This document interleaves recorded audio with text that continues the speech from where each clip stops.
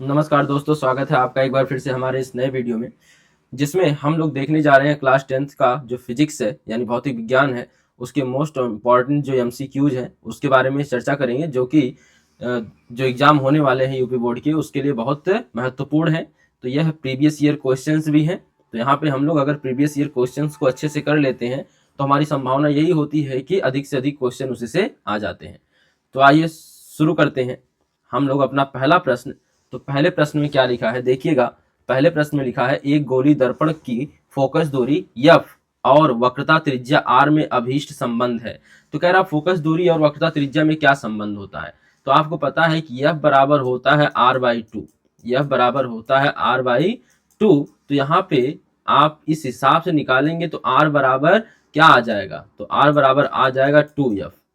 तो जहां पर यह ऑप्शन होगा वह सही हो जाएगा। तो R बराबर 2F, तो R बराबर 2F यानी ऑप्शन नंबर बी सही है। ठीक है, तो आइए अगले प्रश्न में चलते हैं। एक स्वस्थ मानव नेत्र के लिए स्पष्ट दृष्टि की न्यूनतम दूरी होती है। तो कह रहा न्यूनतम दूरी, स्वस्थ मनुष्य के नेत्र की न्यूनतम दूरी कौन होती है। तो आपको पता है कि न्यूनतम दूरी 25 सेंटीमीटर होती है। न्यूनतम दूरी 25 सेंटीमीटर होती है और अधिकतम कितनी होती है, अनंत होती है। तो अधिकतम दूरी अनंत होती है, न्यूनतम दूरी 25 सेंटीमीटर होती है। तो हमारा सी वाला ऑप्शन जो है वह सही हो जाएगा। अगला क्वेश्चन देखिए, 1 किलोवाट घंटा बराबर होता है। 1 किलोवाट घंटा किसके बराबर होता है, यानी कितने जूल के बराबर होता है। तो आपको याद रखना है कि यह बराबर होता है 3.6 गुणे 10⁻6। इसे कैसे याद रखेंगे, तो देखिए यहाँ पे अंत में 6 आ रहा है तो इसके घात में भी कितना आ रहा है 6। तो 3.6 गुणे 10⁻6 जूल के बराबर होता है 1 किलोवाट घंटा। ठीक है, अगले क्वेश्चन पे आते हैं। तो अगला क्वेश्चन पूछ रहा है कि लघुपथन के समय परिपथ में विद्युत धारा का मान क्या होता है, बढ़ जाता है कि घट जाता है या अपरिवर्तित रहता है। ठीक है, तो अब आप यह बताइए कि अगर दो तार यहां से जा रहे हैं, ऐसे गए हो, ठीक है, बीच से यह अगर टूट जाए तार और आगे इसमें मिल जाए तो अचानक से इस परिपथ में धारा क्या हो जाएगी। अब इसकी भी धारा आ गई यहाँ, इसकी भी धारा यहाँ आ गई। ठीक है, तो यह परिपथ क्या, यह वाला टूट कर यहाँ पे जुड़ गया। ठीक, तो यह परिपथ आपको कुछ इस प्रकार से नजर आएगा। अब यहाँ पे धारा क्या मान अचानक से क्या होगा, परिपथ में बढ़ जाएगा, यानी धारा का मान बढ़ जाता है, बहुत अधिक बढ़ जाता है। तो ऑप्शन नंबर ए सही है। और ये इसके लिए, इससे बचने के लिए हम क्या लगाते हैं, विद्युत फ्यूज का प्रयोग करते हैं। ठीक है, अगला क्वेश्चन, एक उत्तल दर्पण की फोकस दूरी 12 सेंटीमीटर है। दर्पण के उत्तल पृष्ठ की त्रिज्या यानी वक्रता त्रिज्या पूछ रहा है। सीधी सी बात है, यह पूछ रहा है R पूछ रहा है। तो R बराबर अभी आपने देखा कितना होता है 2F। तो 2F होता है, तो F दिया है 12 और R पूछ रहा है, तो 12 दूनी 24 हो जाएगा। तो 24 सेंटीमीटर, ऑप्शन नंबर कौन सा, डी वाला सही हो जाएगा। ठीक है, आइए अगले क्वेश्चन की तरफ बढ़ते हैं। तो क्वेश्चन नंबर 6 है, दो माध्यमों के सीमा पृष्ठ पर एक प्रकाश किरण लंबवत आपतित होती है। दो माध्यमों के सीमा पृष्ठ पर, यहाँ पर यह माध्यमों का सीमा पृष्ठ इसे कहते हैं। ठीक है, यहाँ पर एक किरण सीधे आपतित होती है, लंबवत, लंबवत आपतित होती है। ये देखिए, इसके बाद कह रहा तो अपवर्तन कोण होगा, जो लंबवत जाती है ना वह सीधे ही इस तरह से आ जाती है बाहर। तो यह है, ठीक है, यहाँ पे जो झुकाव बन रहा है ये सब नहीं है, सीधी जाती है सीधे निकल जाती है। ठीक है, यानी कि 0 डिग्री हो गया। कोण कितना हो गया, अपवर्तन कोण का मान। तो यहाँ पर अभिलंब और अपवर्तित किरण के बीच जो कोण बनेगा, तो अपवर्तित कोण यही है, अभिलंब भी यही है। तो जब दोनों संपाती हो गए तो उनके बीच का कोण कितना होता है, 0 डिग्री होता है। दो संपाती रेखाओं के बीच का कोण कितना होता है, 0 डिग्री होता है। तो आगे बढ़ते हैं। उत्तल लेंस द्वारा किसी वस्तु का वास्तविक, तो उत्तल लेंस देखिए किनारों पर पतला होता है, बीच में मोटा होता है। तो कह रहा कि उत्तल लेंस द्वारा जो है आपका वास्तविक वस्तु का वास्तविक उल्टा एवं बड़ा प्रतिबिंब बनाने के लिए, बड़ा प्रतिबिंब बनाने के लिए वस्तु को रखना होगा। वस्तु को कहाँ रखना होगा, तो यह देखिए आपका प्रकाशिक केंद्र हो जाएगा। ठीक है, यह क्या हो जाएगा, यहाँ पर F, यह हो जाएगा F हो जाएगा, और यहाँ पर क्या हो जाएगा, तो ये F1 हो जाएगा, यह क्या हो जाएगा 2F1 हो जाएगा। ठीक है, तो वस्तु को पूछ रहा कहाँ रखना होगा, वस्तु को कहाँ रखना होगा। तो आपको रखना होगा वस्तु को F और यहाँ 2F के बीच। तो आपको वस्तु का प्रतिबिंब कैसा प्राप्त होगा, वास्तविक प्राप्त होगा, उल्टा प्राप्त होगा और वस्तु से बड़ा प्राप्त होगा। ठीक है, आगे बढ़िए। यहाँ पे एक जगह और रखने से बड़ा प्राप्त होता है, लेंस के फोकस पर यह अनंत पे बन जाता है, यह बहुत बड़ा प्राप्त होता है। तो यहाँ पर हमें यहाँ पे सवाल के अनुसार चलना होगा, वास्तविक बने, उल्टा बने और बड़ा प्रतिबिंब बने, बहुत बड़ा नहीं यहाँ पे बात की गई है। तो आगे देखिएगा क्वेश्चन नंबर 8, कांच का अपवर्तनांक अधिकतम होता है, किस रंग के लिए कांच का अपवर्तनांक अधिकतम होता है? देखिएगा तो सबसे ज्यादा होता है जिसका विचलन ज्यादा होगा उसके लिए अपवर्तनांक अधिक होगा। तो बताइए किसका विचलन सबसे अधिक होता है? तो बैगनी रंग का विचलन सबसे अधिक होता है, इसलिए कांच का अपवर्तनांक बैगनी रंग के लिए सबसे क्या होता है? अधिक होता है। ठीक है, अगला क्वेश्चन देखिए, किसी दर्पण से आप चाहे कितनी दूर खड़े हो, किसी दर्पण से आप चाहे कितनी दूर खड़े हो, यहाँ पे 1 मिनट, ठीक है, कितनी भी दूर खड़े हैं, आपका प्रतिबिंब सदैव सीधा प्रतीत होता है, सदैव सीधा प्रतीत होता है तो दर्पण है। तो आप बताइए सीधा सदैव प्रतीत होगा तो दर्पण कैसा रहेगा? तो वह दर्पण हो सकता है तो समतल होगा, कैसा होगा? समतल होगा, या फिर क्या होगा? उत्तल होगा। यहाँ पे देखिए समतल में तो हमेशा सीधा प्रतीत होता है समतल दर्पण में, लेकिन अवतल में भी तो हमेशा सीधा ही बनता है। अवतल अगर दर्पण, 1 मिनट सॉरी, यहाँ पे दर्पण लेना है, मैं लेंस बना रहा था, तो यहाँ पे दर्पण लेना है। तो देखिए तो एक उत्तल दर्पण यह वाला जिसमें आंतरिक भाग में कलई होती है और परावर्तक पृष्ठ उभरा हुआ होता है इस तरह से। तो यहाँ से इन दोनों दर्पणों से जो प्रतिबिंब होगा वह कैसा प्रतीत होगा? सीधा प्रतीत होगा। तो ऑप्शन नंबर आपका डी सही हो जाएगा। कौन कौन? समतल या उत्तल, दोनों में से कोई भी हो सकता है। आगे देखिए, किसी चालक में धारा का प्रवाह किसके द्वारा होता है? तो इलेक्ट्रॉनों द्वारा होता है, आप सभी जानते हैं। ठीक है, इलेक्ट्रॉनों द्वारा। अगला क्वेश्चन, निम्नलिखित में कौन सा पद वैद्युत शक्ति को सही निरूपित करता है? तो आपको पता होगा P बराबर VI होता है, P बराबर VI होता है। और भी सूत्र होते हैं तो यहाँ प्रश्न के हिसाब से यहाँ देखिए P बराबर VI, यह हो जाएगा वैद्युत शक्ति। ठीक है, आगे बढ़िए, एक लेंस की क्षमता प्लस एक डायोप्टर है, तो क्षमता का फार्मूला क्या होता है? P बराबर 100/F, और F किस में रहेगा? सेंटीमीटर में। ठीक है, यहाँ पे 100 या इसीलिए लिखा गया क्योंकि आपका सब ऑप्शन सेंटीमीटर में है। तो आपको पता है कि P बराबर 1/F होता है, लेकिन जब फोकस दूरी सेंटीमीटर में हो तो यहाँ पर 100/F लिखा जाता है। तो अब बताइए P का मान कितना है?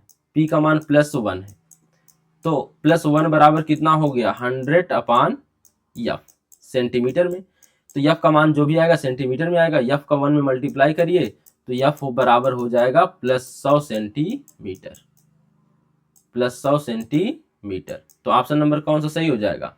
तो आपका ऑप्शन नंबर बी सही हो जाएगा, 100 सेंटीमीटर। आगे बढ़िए, तो लिखा है ओम के नियम के अनुसार विभवांतर और धारा के बीच ग्राफ प्राप्त होता है। तो विभवांतर और धारा, तो यहाँ पे देखिए यह V है और यह क्या है?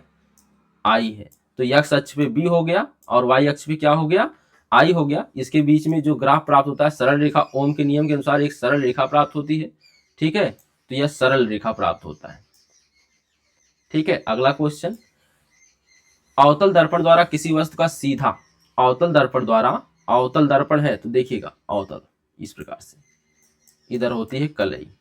ठीक है, ठीक, अवतल दर्पण द्वारा किसी वस्तु का सीधा और बड़ा प्रतिबिंब, तो यहाँ पर एक चीज और लिखेंगे, यह F हो गया और यह क्या हो जाता है? C हो जाता है। ठीक है, तो क्या कर रहा हूं? वस्तु का सीधा प्रतिबिंब चाहिए और बड़ा प्रतिबिंब चाहिए। तो सीधा एक ही बार बनता है अवतल दर्पण में, वह जब वह वस्तु यहाँ रखी हो, यहाँ पे P होता है। ठीक है, P जब वस्तु P और F के बीच रखी हो तब P और F के बीच, तो F माने फोकस होता है। तो यहाँ पे ऑप्शन में देखिए P कहाँ है, केवल तो एक ही ऑप्शन में P है और उसके फोकस बिंदु, यानी ऑप्शन नंबर डी आपका सही है। दर्पण के ध्रुव और उसके फोकस बिंदु के बीच में वस्तु रखी रहेगी तो उसका प्रतिबिंब क्या होगा? सीधा होगा और बड़ा प्रतिबिंब बनेगा। और वह दर्पण कौन सा है? यहाँ पे अवतल दर्पण। ठीक है, तो अवतल दर्पण से ऐसा होता है। आगे देखिए, निकट दृष्टि दोष से पीड़ित एक व्यक्ति को यह दोष दूर करने के लिए किस लेंस या दर्पण का उपयोग करना होगा? पहली बात तो दर्पण का प्रयोग नहीं करना होगा। दर्पण का प्रयोग करेगा तो कहाँ से प्रकाश का परावर्तन क्या हो जाएगा? अपवर्तन चाहिए देखने के लिए, तो यह परावर्तन हो जाएगा। तो दर्पण आपका यह ऑप्शन दोनों गलत हो गए दर्पण वाले। तो अब देखिए, जैसे याद करने का सिंपल सा तरीका क्या है, जिसमें 3 अक्षर रहेंगे उसके 4 अक्षर का लेंस प्रयोग करेंगे, जिसमें 2 अक्षर रहेंगे उसके लिए 3 अक्षर का लेंस प्रयोग करेंगे। तो निकट दृष्टि दोष में 3 अक्षर हैं तो 1 जोड़ेंगे 4 हो जाएगा। तो 4 किस लेंस में होता है? 4 अक्षर अवतल में। ठीक है, तो आपका अवतल लेंस यहाँ सही हो जाएगा। इसी प्रकार दूर दृष्टि दोष के लिए कौन सा प्रयोग करेंगे? दूर दृष्टि दोष के लिए कौन सा प्रयोग करेंगे? तो आपको याद होना चाहिए कि उसके लिए उत्तल लेंस का प्रयोग करेंगे, दूर के लिए कौन सा, उत्तल। ठीक है। विद्युत ऊर्जा की इकाई होती है, विद्युत ऊर्जा की इकाई क्या होती है, तो विद्युत ऊर्जा को किसमें मापते हैं, तो आपको पता होगा कि यहाँ पे P बराबर, देखिए सूत्र यह किससे बनेगा, यहाँ वोल्ट विभवांतर का हो गया, वाट शक्ति का हो गया, धारा का एम्पियर हो गया, तो डी वाला सही होगा। लेकिन कैसे आया, यहाँ से जान लीजिए P बराबर W/T होता है। यहाँ W ही ऊर्जा है, W ही क्या है, ऊर्जा है।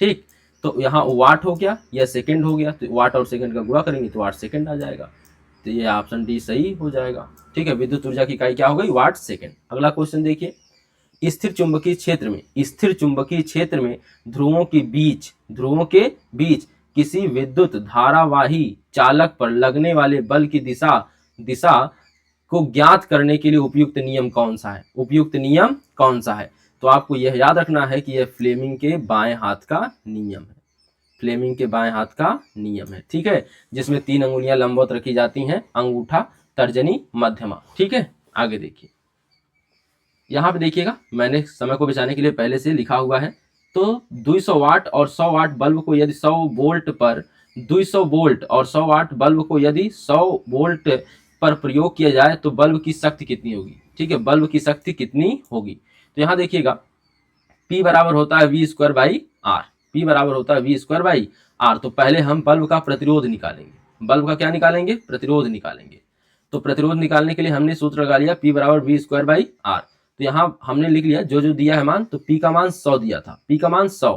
ठीक है, और 200 वोल्ट दिया है जो बल्ब पर अंकित है, तो 200 वोल्ट का वर्क करेंगे तो यहाँ पे 40,000 आ जाएगा, बटे R आ गया, तो R का मान हमें मिल गया कितना, R का मान हमें मिल गया 400, 400 क्या ओम मिल गया, 400 ओम मिल गया। ठीक है, आगे देखिए, अब कह रहा है यदि जो बल्ब का विभवांतर है वह 100, मतलब कि यदि 100 वोल्ट पर प्रयोग किया जाए, ठीक है, 100 वोल्ट पर जब बल्ब को प्रयोग किया जाए तो B का मान 100 हो गया, तो P का मान हम क्या निकालेंगे, तब शक्ति कितनी हो जाएगी ये पूछ रहा है, तो V²/R हो जाएगा, तो V² का मान आपका 100 का 2 गुना, मतलब 100 का वर्ग हो जाएगा, तो 10,000 आ जाएगा, बटे प्रतिरोध कितना आया बल्ब का 400, तो 400 से भाग दे देंगे तो कितना आ जाएगा, 25 आ जाएगा, 25 वाट आंसर हो जाएगा, ऑप्शन नंबर बी आपका सही हो जाएगा। ठीक है, आगे बढ़िए, क्वेश्चन नंबर 19, अनंत एवं उत्तल दर्पण के ध्रुव, अनंत एवं उत्तल दर्पण के ध्रुव, तो दर्पण कौन सा है, उत्तल दर्पण है।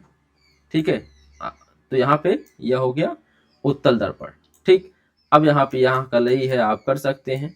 ठीक, यह दिखा दिया मैंने। अब कह रहा है यह ध्रुव है, यह क्या है, ध्रुव P है, और इधर क्या रहेगा, अनंत रहेगा। ठीक है, तो यह हो गया अनंत। अब कह रहा है कि P के बीच ध्रुव और मतलब कि ध्रुव और अनंत के बीच रखी वस्तु का प्रतिबिंब कहाँ और किस प्रकृति का होगा, कहाँ और किस प्रकृति का होगा, तो यहाँ पर प्रतिबिंब रख दिया जाए, वस्तु रख दिया जाए, तो प्रतिबिंब कहाँ बनेगा, तो पहली बात इसका फोकस यहाँ होगा, F होगा, तो यह वाली किरण जो समांतर आएगी F से चली जाएगी, यहाँ मान लेते हैं C है। ठीक है, तो यह वाली प्रकाश किरण यहाँ से चली जाएगी।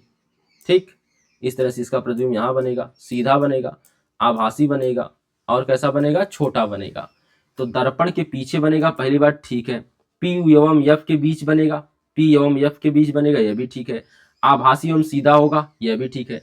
ठीक है, तो यह ऑप्शन सही हो गया, मुझे नहीं पता, यह लगा के नहीं आएंगे। ठीक है, यह ऐसे ही दिया गया है, तो आपका ऑप्शन नंबर यह सही है।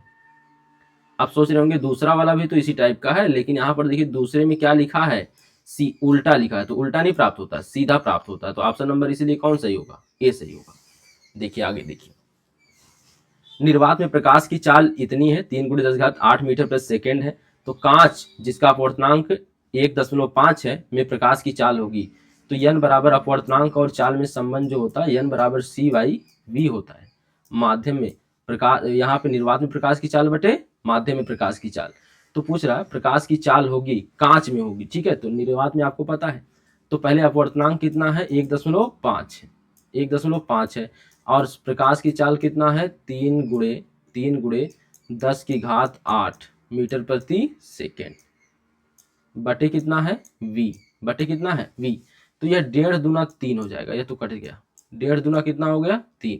ठीक है, तो V का मान यहाँ पे तो 1 आ जाएगा, V का 1 में गुणा कर दीजिए, V हो जाएगा, और यहाँ मिल जाएगा 2 × 10⁸, 2 × 10⁸, यह आपका मीटर प्रति सेकेंड आंसर आ जाएगा, तो ऑप्शन नंबर आपका डी सही हो जाएगा, ऑप्शन नंबर डी सही हो जाएगा। ठीक है, अब आगे देखिए क्वेश्चन नंबर 21, किसी गोली दर्पण तथा किसी पतले गोली लेंस दोनों की फोकस दूरियां क्या हैं? प्रत्येक -15 सेंटीमीटर है। दर्पण तथा लेंस संभवतः होंगे। तो फोकस दूरी बताइए, फोकस दूरी किस दर्पण की पहले तो ऋणात्मक होती है, किस लेंस की? तो यहाँ पे आपको पता है कि अगर आप इस तरह से बनाए, अवतल दर्पण बनाए, इधर वाला सब प्लस होता है, इधर माइनस होता है, यहाँ पर हल्का सा कलई है, ठीक है, तो यह होता है माइनस इधर, ठीक, और इधर क्या होता है? प्लस होता है। तो अगर आप देखें तो यहाँ पे फोकस दूरी होती है, यानी माइनस पक्ष की ओर। तो अवतल दर्पण की तो हो गई, अवतल दर्पण तो मिल गया, फोकस दूरी इसकी ऋणात्मक होगी। कौन सा लेंस होगा जो फोकस दूरी ऋणात्मक रखेगा? यह लेंस होगा, अवतल लेंस ही होगा, ठीक है, लेंस भी अवतल होगा। क्यों? क्योंकि इसकी फोकस दूरी जो होती है, जो मेन फोकस दूरी, मुख्य फोकस होता है, यहाँ पर है, यहाँ वाला एफ लिया जाता है, ठीक है। यह भी ऋणात्मक पक्ष की ओर आ गया, धनात्मक की ओर नहीं आया। तो आपका दोनों अवतल होगा, दोनों क्या होगा? अवतल होगा। तो ऑप्शन नंबर पहला सही हो जाएगा, ठीक है। तो आगे बढ़ते हैं। यहाँ पे लिखा है किसी बिंब मतलब वस्तु होता है का वास्तविक तथा समान आकार का प्रतिबिंब प्राप्त करने के लिए बिंब को उत्तल लेंस के सामने कहाँ रखना होगा? तो अगर आपको लंबाई समान चाहिए, अवतल लेंस के सामने वस्तु को रखना है, तो यहाँ पर एक होता है एफ, यहाँ होता है 2f। तो आपको प्रतिबिंब जो प्राप्त करना, अगर समान लंबाई का, तो वस्तु को 2f पर रखना होगा, और प्रतिबिंब भी 2f पर इधर बनेगा, ठीक है, और यह लंबाई में इसके क्या होगा? समान होगा, ठीक। तो यानी f की 2 गुनी दूरी पर रखना होगा, तो फोकस दूरी की 2 गुनी दूरी पर रखना होगा। ऑप्शन नंबर दूसरा सही है, ठीक है। आगे बढ़िए। प्रतिरोध R के किसी तार के टुकड़े को 5 बराबर भागों में काटा जाता है। इन टुकड़ों को फिर पार्श्व क्रम में संयोजित कर देते हैं, ठीक है, संयोजित कर देते हैं। इस संयोजन का तुल्य प्रतिरोध R डैश है, तो R बटे R डैश का मान बताइए। अब यहाँ पे देखिएगा, अगर आपको R डैश और R डैश का अनुपात चाहिए, R और R डैश का अनुपात चाहिए, तो यह कितना आएगा? तो पहले देखिए 5 टुकड़ों में काटा गया, तो एक प्रतिरोध पहले R था, ठीक है, 5 टुकड़ों में काटा गया है, तो अब एक एक प्रतिरोध कितना हो जाएगा? तो R/5 हो जाएगा। R/ कितना हो जाएगा? 5। श्रेणी क्रम में जोड़ा जाएगा, तो R1 मान लीजिए, तो 5 बार जोड़ेंगे इसको, तो 5 से गुणा कर दीजिए श्रेणी क्रम में जोड़ने पर, तो 5 से गुणा करेंगे तो हो जाएगा R केवल, कितना हो जाएगा? R हो जाएगा। और यहाँ पर अगर हम इसे समांतर क्रम में जोड़ें तो R2 हमें मिल जाएगा, ठीक है, और R2 हमें पाने के लिए तो 1/R/5 यह कितनी बार जोड़ना होगा? 5 बार जोड़ना होगा।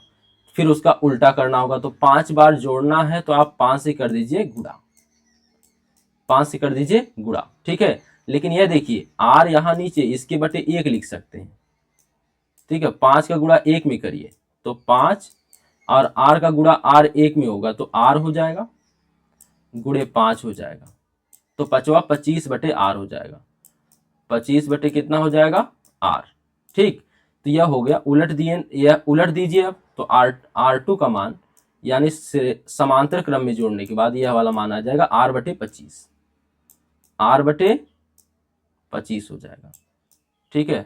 अब यहाँ पे देखिएगा, यहाँ पे इसको मैं मिटा देता हूँ, आप लोग समझ गए होंगे। यह मिटाने के बाद अब देखिए पूछ रहा है, क्या पूछ रहा है कि इस संयोजन का तुल्य प्रतिरोध R डैश है, ठीक है। अब यहाँ पे 1 मिनट, यहाँ पे देख लीजिएगा, इन टुकड़ों का फिर पार्श्व क्रम में, 1 मिनट, इसकी जरूरत नहीं है, क्योंकि श्रेणी क्रम में जोड़ना ही नहीं है, तो यह हटा दीजिए। तो केवल किस में पूछ रहा है? तो एक R पूछ रहा है, और R डैश, यानी कि यह R2 जो मैंने माना है, यहाँ पे R2 मानने की जरूरत नहीं थी, यहाँ R1 भी हटा दीजिए और यह R2 भी हटा दीजिए, तो यह R डैश लिया है, इसको क्या लिया है? R डैश, ठीक है। तो R डैश, तो R डैश का अनुपात पूछ रहा है, तो यहाँ पर R का मान कितना है? तो R का मान वही रखना है, R ही रखना है। R डैश का मान कितना आया है? R/25 आया है, R/25 आया है, ठीक। अब यहाँ पे इसके बटे 1 लिख सकते हैं, तो 25 का R में देखिए, R से R कट जाएगा पहले, तो 25/1 हो जाएगा, 25/1, यानी 1 से भाग देंगे कोई फर्क नहीं पड़ेगा, तो आपका आंसर आ जाएगा 25, डी वाला सही, ठीक है, देख लीजिएगा। अब बढ़ते हैं अगले प्रश्न की ओर। प्रतिरोध का मात्रक क्या होता है? ओम होता है, आपको पता है। अब यहाँ पे कूलाम किसका मात्रक होता है? आवेश का मात्रक होता है। जूल किसका मात्रक होता है? ऊर्जा का मात्रक होता है। ओम मीटर किसका होता है? विशिष्ट प्रतिरोध का मात्रक होता है। आगे बढ़िए। अंतरिक्ष यात्रियों को आकाश दिखाई देता है तो काला दिखाई देता है। कैसा दिखाई देता है? काला दिखाई देता है।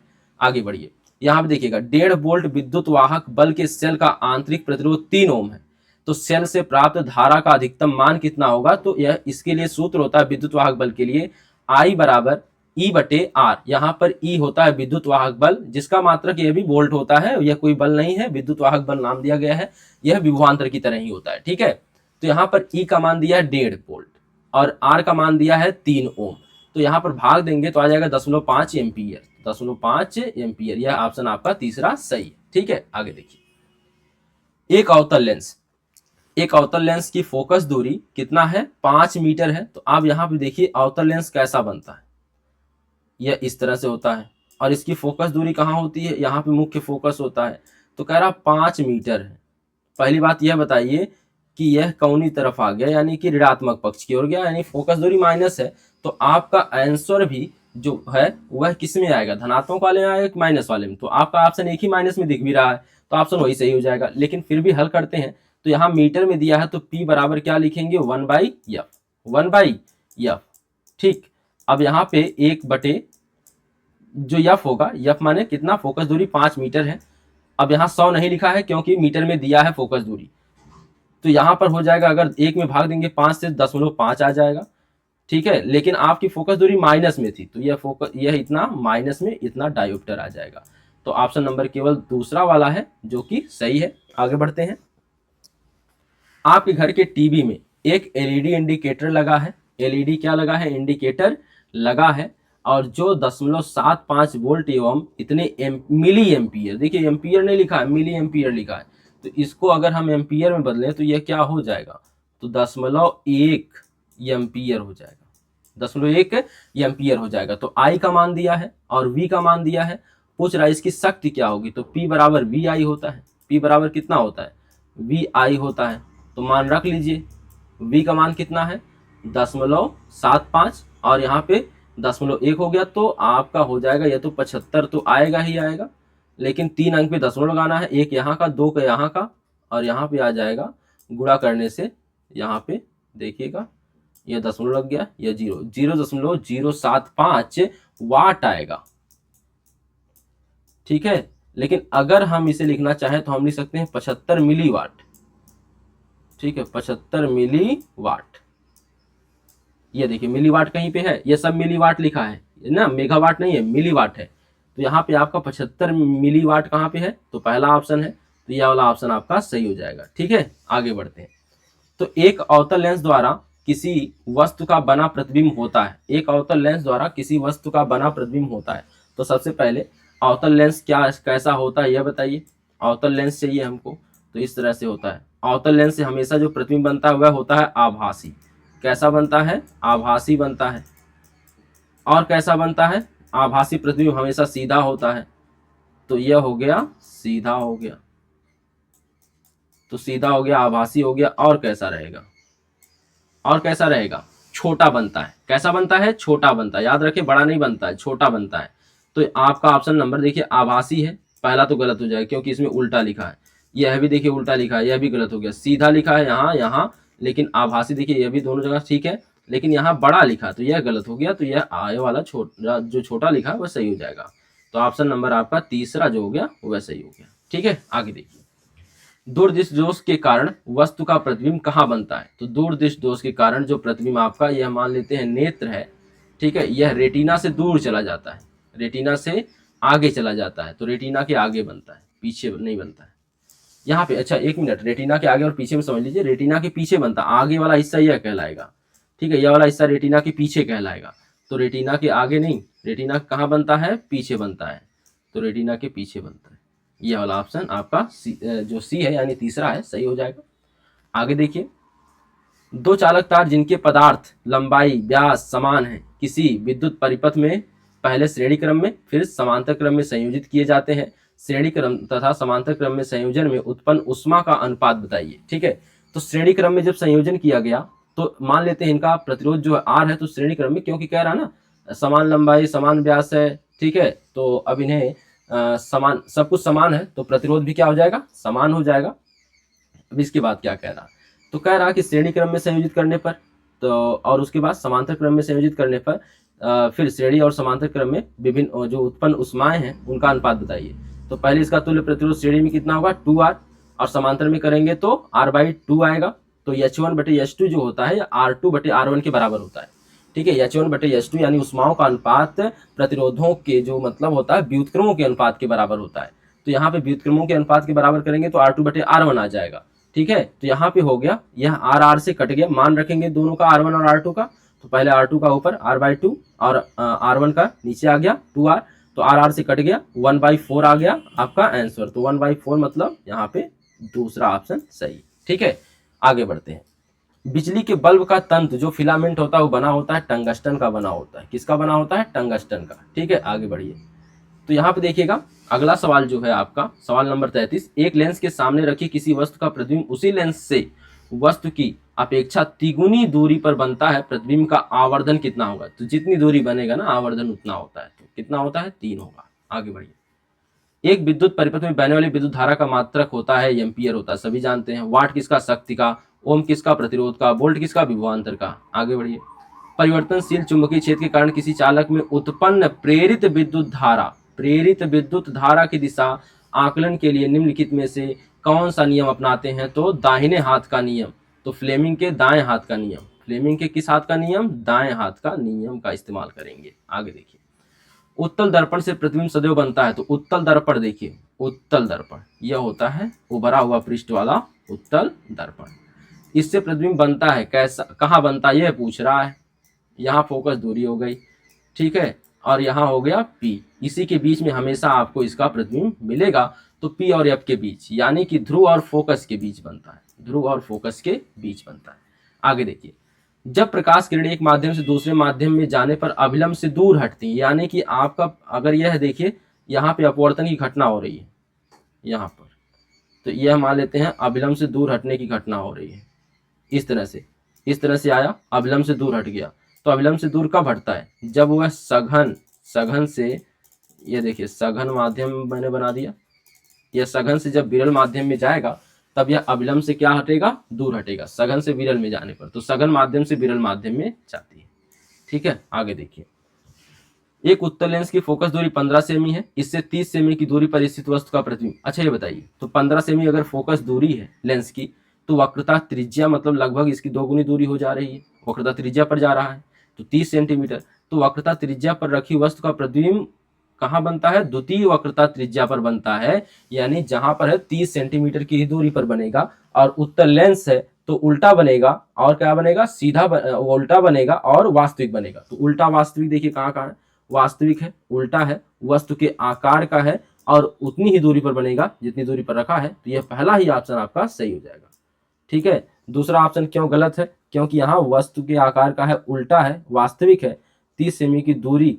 अच्छा एक मिनट 30 सेमी पर वस्तु की ओर, यह गलत हो गया, सॉरी यहाँ पे देखिए गलत है, यह वाला ऑप्शन आपका गलत है, क्योंकि यह कह रहा वस्तु की ही ओर बनेगा। तो वस्तु की ओर नहीं बनेगा, वस्तु की दूसरी तरफ बनेगा। तो 30 सेमी पर वस्तु की दूसरी ओर बनेगा, यह ऑप्शन सही होगा, ऑप्शन नंबर बी। ठीक है, सही कर लीजिएगा, ऑप्शन नंबर बी सही है इसका।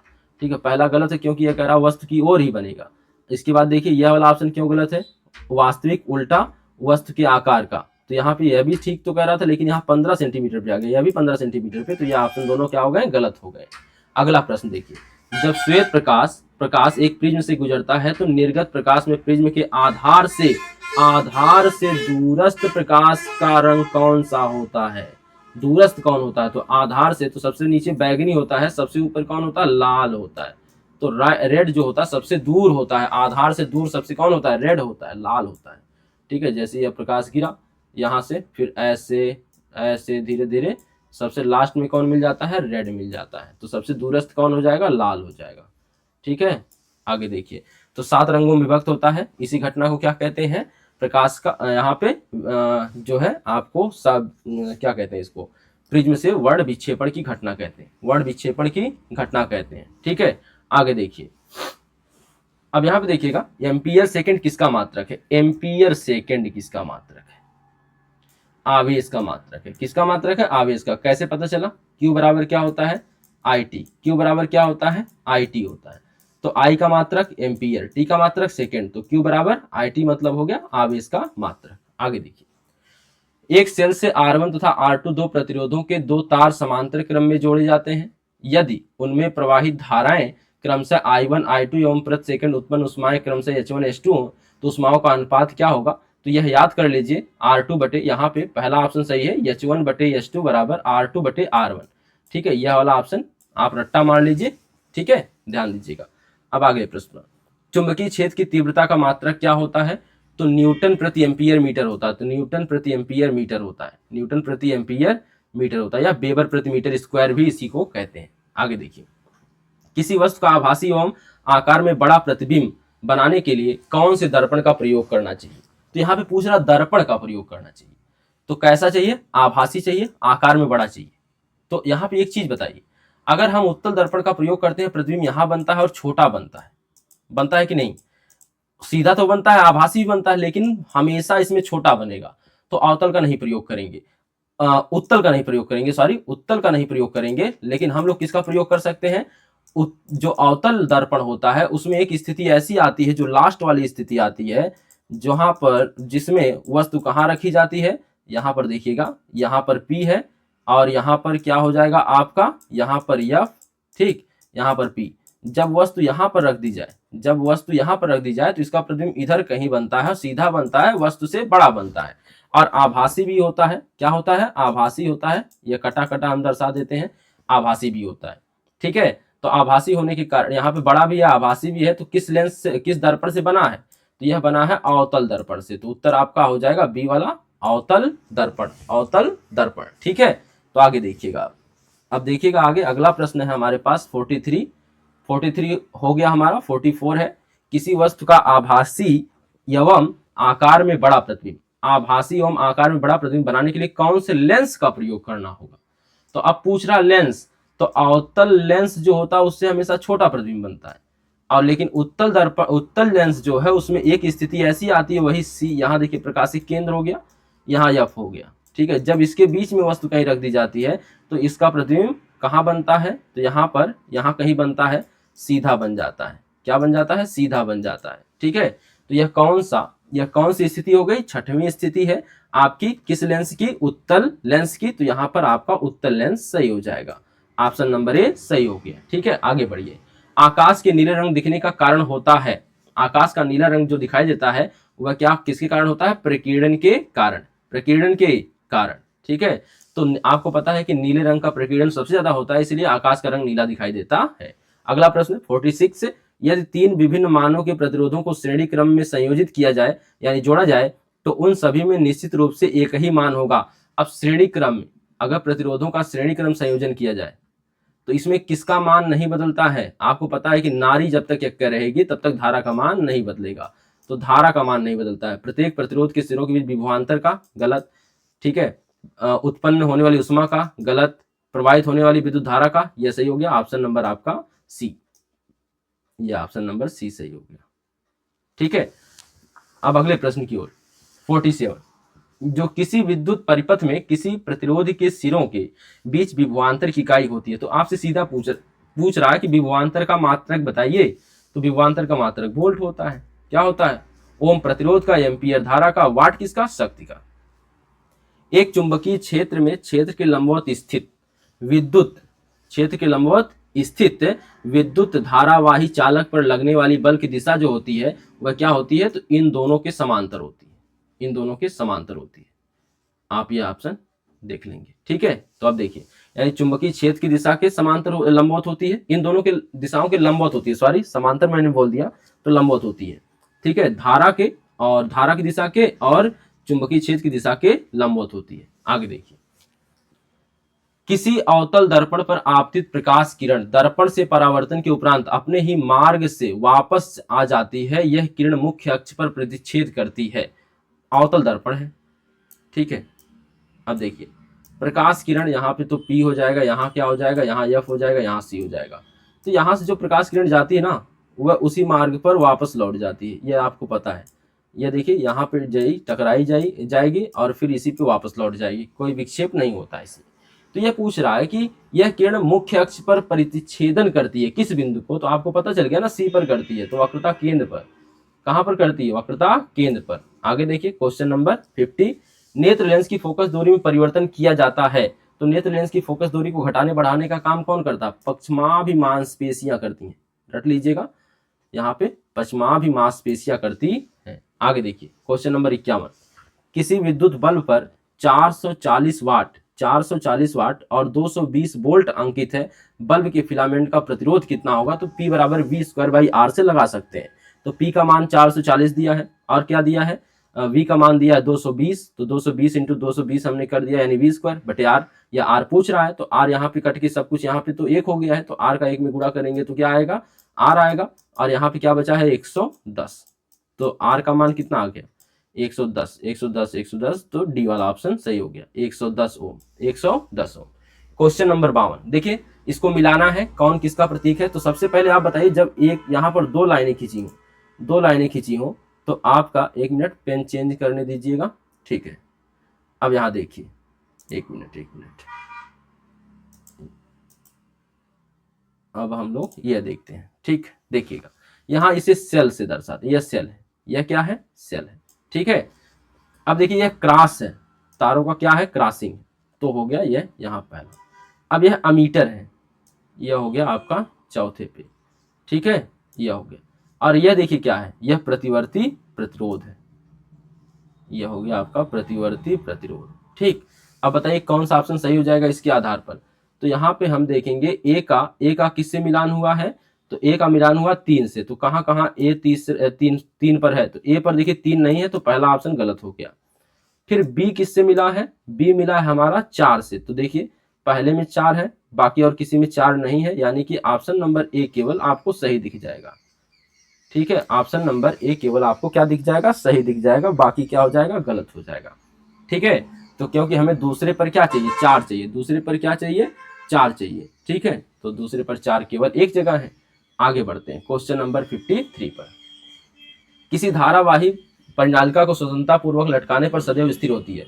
तो यह देखिए दंड चुंबक की भांति कार्य करती है, और दंड चुंबक किस दिशा में आता है? उत्तर और दक्षिण दिशा में, उत्तर और दक्षिण दिशा में। तो ऑप्शन नंबर आपका क्या हो गया? डी सही हो गया, ऑप्शन नंबर डी सही हो गया। आगे देखिए 10 सेमी फोकस दूरी का एक उत्तल लेंस एक वस्तु के बराबर आकार का वास्तविक प्रतिबिंब बनाता है, वस्तु और इसके प्रतिबिंब के बीच की दूरी बताइए। वाह, देखिए एक कौन सा लेंस है? उत्तल लेंस है। यहाँ पे मान लेते हैं, अब देखिए अगर वस्तु के बराबर प्रतिबिंब चाहिए तो हमें वस्तु को कहाँ रखना होता है? तो हमें वस्तु को उसके कहाँ पर? 2f पर रखना होता है, और 2f का प्रतिबिंब हमेशा 2f पर प्राप्त होता है, यहाँ प्राप्त होगा, 2f पर प्राप्त होगा। और अब बताइए अगर वस्तु का फोकस दूरी 10 सेंटीमीटर है, तो 2f मतलब कितना हो जाएगा? 20, और यहाँ पर भी कितना हो जाएगा? 20, दोनों के बीच की दूरी कितनी हो गई? 40, तो 40 ऑप्शन है डी, तो यह हो गया ऑप्शन नंबर डी सही हो गया, ठीक है। अगले क्वेश्चन की तरफ आते हैं। तो एक उत्तल दर्पण द्वारा उत्पन्न आवर्धन सदैव होता है, तो उत्तल दर्पण द्वारा जो आवर्धन होता है वह हमेशा 1 से कम होता है, क्योंकि उत्तल दर्पण से जो प्रतिबिंब बनता है हमेशा छोटा बनता है। तो अगर प्रतिबिंब छोटा है, वस्तु से छोटा है, तो आवर्धन उसका 1 से कम होता है। अगर वह प्रतिबिंब के बराबर होता तो आवर्धन 1 होता, अगर प्रतिबिंब से बड़ा हो, वस्तु से बड़ा होता तो आवर्धन 1 से ज्यादा होता है। एक बार फिर से सुन लीजिएगा, अगर प्रतिबिंब आपका वस्तु के बराबर बना है तो आवर्धन 1 होगा, और अगर वस्तु से बड़ा बना है प्रतिबिंब तो आवर्धन 1 से ज्यादा होगा, अगर प्रतिबिंब वस्तु से छोटा है तो उसका आवर्धन 1 से कम होगा। आगे बढ़िए क्वेश्चन नंबर 56, एक अभिसारी लेंस। अब अभिसारी लेंस कौन सा होता है? जो प्रकाश किरणों को फैलाएगा, यानी अवतल लेंस जो होता है वह प्रकाश किरणों को फैलाता है, तो यह प्रकाश किरणों को क्या करता है? फैलाता है, इस तरह से, ठीक है। तो कह रहा है कि फोकस दूरी 20 सेंटीमीटर है, इस लेंस की क्षमता बताइए। तो अब यहाँ पर इसकी फोकस दूरी धनात्मक होगी कि ऋणात्मक होगी? तो इसकी फोकस दूरी तो ऋणात्मक होगी, तो धनात्मक वाला ऑप्शन पहले ही कट जाएगा, यानी यह ऑप्शन कट गया धन वाला। अब बचे हैं 2 ऑप्शन हमारे पास, अब उसी में से बताना है। फोकस दूरी सेंटीमीटर में है, तो P बराबर हमें पता है कि 1 क्या होता है? यफ होता है, 1 क्या होता है? यफ होता है, ठीक है, 1/f। यहाँ पे लेकिन सेंटीमीटर में है तो 100/f हो जाएगा, 100/f, और 100 हो गया यह, और f का मान कितना आ जाएगा? 20 सेंटीमीटर है, तो 20 बच्चे कितना हो गया? 100, 20 बच्चे कितना हो गया? 100। लेकिन आपको पता है कि एफ का मान जो है वह है माइनस में होगा। किस में होगा? माइनस में। तो यह जो आपका मान आएगी, वैल्यू आएगी, वह आएगी -5 डायोप्टर, -5 डायोप्टर। तो यह वाला तो गलत हो गया, फिर बचा कौन? डी वाला ऑप्शन। तो डी सही हो गया, -5 डायोप्टर। ठीक है, आगे बढ़ते हैं। 57, जब एक श्वेत प्रकाश किरण किसी त्रिकोणीय कांच के प्रिज्म की सतह पर गिरती है तो यह प्रिज्म से निर्गत होने पर अलग अलग विचलन से विभिन्न रंगों में विभाजित हो जाती है या हो जाती है यहाँ पे। ठीक है, किस रंग के लिए विचलन न्यूनतम होगा? किसका विचलन न्यूनतम होता है, मतलब कौन सबसे कम विचलित होता है? तो लाल रंग सबसे कम विचलित होता है, इसलिए खतरे का रंग लाल होता है। समोसा नहीं बना है, किसी की इच्छा ना जागे खाने की। ठीक है, तो यहाँ पे लाल रंग का विचलन सबसे कम होता है। आप देखेंगे सबसे ज्यादा किसका होता है? बैगनी का। ठीक है, इस तरह से। तो यहाँ सबसे कम किसका होता है? रेड का, लाल का। तो सबसे कम हो गया लाल का। ठीक है, आगे आइए देखते हैं अब अगला प्रश्न। तो हमारा अगला प्रश्न है, विद्युत आवेश का मात्रक है वोल्ट, कूलाम, एम्पियर या वाट। तो आपको पता है कि इसमें हमारा जो है इसका विद्युत आवेश का मात्रक क्या होता है? कूलाम होता है। तो क्या होता है? देखिएगा, कूलाम होता है। ठीक है, विद्युत आवेश का मात्रक आपको क्या मिल गया? कूलाम। ठीक है, वोल्ट किसका होता है? विभवांतर का। एम्पियर धारा का। वाट किसका? शक्ति का। आइए देखिए अगला प्रश्न, निम्नलिखित में कौन किसी परिपथ में विद्युत शक्ति को प्रदर्शित करता है? तो विद्युत शक्ति को प्रदर्शित नहीं करता, यहाँ देखिए शब्द को नहीं करता है। तो आपको पता होना चाहिए P बराबर होता है VI। P बराबर क्या होता है? VI होता है। और क्या होता है? P बराबर होता है V² / R होता है। और क्या होता है? P बराबर होता है I² × R होता है। I² × R होता है। और P बराबर होता है W/T। और इसी से W/T से ही ये बाकी फार्मूले आपके आए हुए हैं। ठीक है, तो यहाँ पे आप देख सकते हैं कौन कौन सा यहाँ पे दिया हुआ है। तो पहला I² R हो गया। ठीक है, पहला सही है। यहाँ पे मतलब कि पहला जो है इसमें आपका आंसर क्या पूछा है? नहीं करता है, विद्युत शक्ति को प्रदर्शित नहीं करता। तो यह तो करता है, VI भी करता है। और I² × R² लिखा है, यह नहीं करता है, यानी यही आपका सही उत्तर होगा यहाँ पे। ठीक है, और यह करता है V²/R। तो यह वाला मिल गया। ठीक है, तो एक बार फिर से यहाँ पे सब साफ करके देखिए। तो यहाँ मैं पहले इसको इरेज कर दूं, तो यह हटा देते हैं, 1 मिनट। तो यहाँ पे आपका P को कौन कौन प्रदर्शित करता है? तो यह भी कर रहा है, यह भी कर रहा है, यह नहीं कर रहा है। तो IR² नहीं होता है, I²R होता है, जो कि पहले ऑप्शन में दिया गया है। तो वैसे ही है, लेकिन यहाँ पे यह नहीं करेगा। तो अब देखिए, यह हो गया आपका सही उत्तर। ठीक है, अब आइए अगले प्रश्न पे। लिखा, किसी धारावाही चालक के कारण उससे दूरी पर स्थित किसी बिंदु पर उत्पन्न चुंबकीय क्षेत्र होता है। ठीक है, तो किसी धारावाही चालक के कारण उससे R दूरी पर, यहाँ पर आप लिख सकते हैं R, उससे R दूरी पर स्थित किसी बिंदु पर उत्पन्न चुंबकीय क्षेत्र होता है R के अनुक्रमानुपाती, R के व्युत्क्रमानुपाती, R² के अनुक्रमानुपाती, R² के व्युत्क्रमानुपाती। देखिए यहाँ पे B बराबर क्या होता है? सीधे धारावाही चालक तार द्वारा उत्पन्न चुंबकीय क्षेत्र जो होता है μ0/2 पाई × I/R होता है। तो R के क्या हो जाएगा? व्युत्क्रमानुपाती हो जाएगा। तो B प्रोपोर्शनल टू क्या हो जाएगा? 1/R हो जाएगा, यानी कि R के व्युत्क्रमानुपाती होता है, R के व्युत्क्रमानुपाती होता है। तो ऑप्शन नंबर B सही हो जाएगा, ऑप्शन नंबर B सही हो जाएगा। अगला प्रश्न, निम्न में कौन सा लेंस छोटे अक्षरों को पढ़ने के लिए उपयोग में लाना चाहिए? तो इसका उत्तर जो होगा आपका, पहले तो जो सबसे कम फोकस दूरी दी गई हो वो होगा, और दूसरा यह भी देखना होगा कि आपको हमेशा आपको जो लेंस लगाना होगा उत्तल लेंस होना चाहिए छोटे अक्षरों को बड़ा दिखाने के लिए। आप पहले जब ड्राइंग बॉक्स खरीदते रहे होंगे तो उसमें एक लेंस मिलता था, तो बीच में उभरा होता था, किनारे पर पतला होता था। तो जो बीच में मोटा हो और किनारों पर पतला हो तो उसे उत्तल लेंस कहते हैं। अब यहाँ पे उत्तल लेंस से बाकी अवतल लेंस वाला ऑप्शन गलत हो जाएगा। ठीक है, उत्तल लेंस वाला सही होगा, लेकिन इसमें भी 2 फोकस दूरी दी गई है, एक 20 एक 10। तो अगर ज़्यादा अच्छे से देखना ना, जितनी कम फोकस दूरी रहेगी उतना अच्छा होगा। तो फोकस दूरी 10 सेंटीमीटर वाला लगाएंगे, तो 10 सेंटीमीटर। अगला प्रश्न देखिएगा, तारों के टिमटिमाने का कारण है? तो आपको पता है यह वायुमंडलीय अपवर्तन है, वायुमंडलीय अपवर्तन है। तो आगे चलिए, आगे देखिएगा, पूछ रहा है मात्रक दिया है पहले कॉलम में और दूसरे कॉलम में कौन सी राशि है। तो यह दिया है, इसका मिलान करना। तो जो ओम है वह किसका मात्रक है? तो यह विद्युत प्रतिरोध का मात्रक है। वाट किसका है? विद्युत शक्ति का मात्रक है। एम्पियर किसका मात्रक है? तो विद्युत धारा का मात्रक है। और वोल्ट किसका मात्रक है? विद्युत विभवांतर का मात्रक है।